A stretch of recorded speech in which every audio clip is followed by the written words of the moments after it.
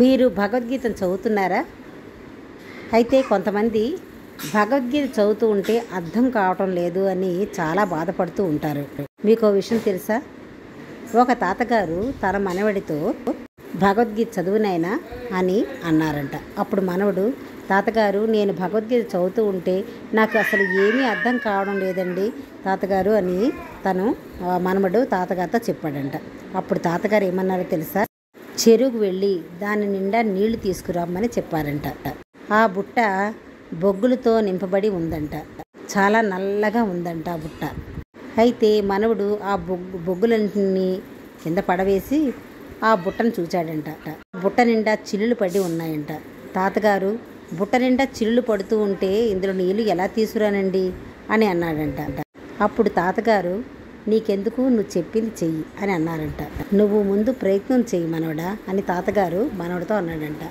అప్పుడు మనవడు చెరువు దగ్గర వెళ్ళి ఆ నల్ల బుట్టను తీసుకుని దాని నిండా నీళ్లు తీసుకుని రావడానికి ప్రయత్నం చేస్తూ ఉండేవాడంట. ఎన్నిసార్లు తెచ్చినా సరే ఆ బుట్టలోంచి చిల్లులు పడ్డ బుట్టలోంచి నీళ్లు బయటికి వచ్చేసేవంట. బుట్ట ఖాళీ అయిపోతుండేదంట. ఇలాగ చాలాసార్లు చేసిన తర్వాత తాతగారు, నేను ఎన్నిసార్లు బుట్టతో నీళ్ళు తెచ్చినా ఆ చిల్లులు పడి ఉండడం వల్ల ఆ బుట్టలో నీళ్ళన్నీ కింద పడిపోతున్నాయండి అని చెప్పాడంట. అప్పుడు తాతగారు, సరే మనవడా, నీళ్లు పడిపోతున్నాయి అన్నావు కదా, సరే బుట్ట తాలూకు స్థితిని చూడు అని తాతగారు మనవడితో అనగానే ఆ మనవడు, తాతగారు బుట్ట నలుపుతనం పోయి తెల్లగా వచ్చేసిందండి అని తాతగారితో చెప్పాడంట. అప్పుడు తాతగారు, చూసావా మనవడా, మనం ప్రయత్నం చేస్తూ ఉండడం వల్ల నల్లగా ఉన్న బుట్ట తెల్లగా మారిపోయింది.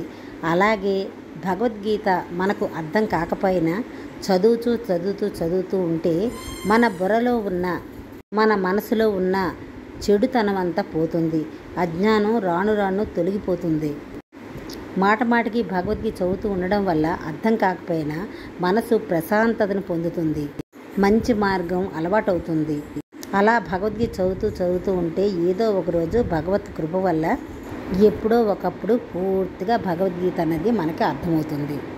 మనం ప్రతిరోజు భక్తితో, ప్రేమతో భగవద్గీతను చదవడం ప్రారంభించి ప్రతిరోజు అభ్యసించి ప్రతిరోజు ఒక అలవాటుగా తీసుకొని భగవద్గీతను చదువుతూ ఉండాలి. 10 మందికి చెప్పాలి. అప్పుడు సత్వగుణం నుంచి, రాజస గుణం నుంచి, తామస గుణం నుంచి తప్పించుకొని భగవంతుడి చరణాలకు చేరుకుంటాము. భగవంతుడి చరణాల వద్దకు చేరుకొని భగవంతుడి కృపకు పాత్రులవుతాము.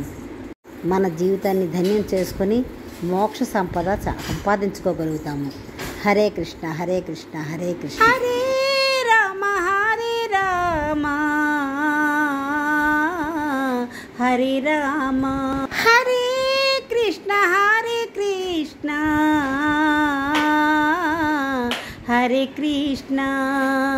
హరే రామ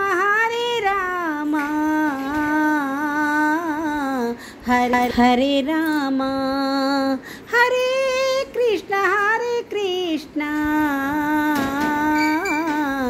హరే కృష్ణ.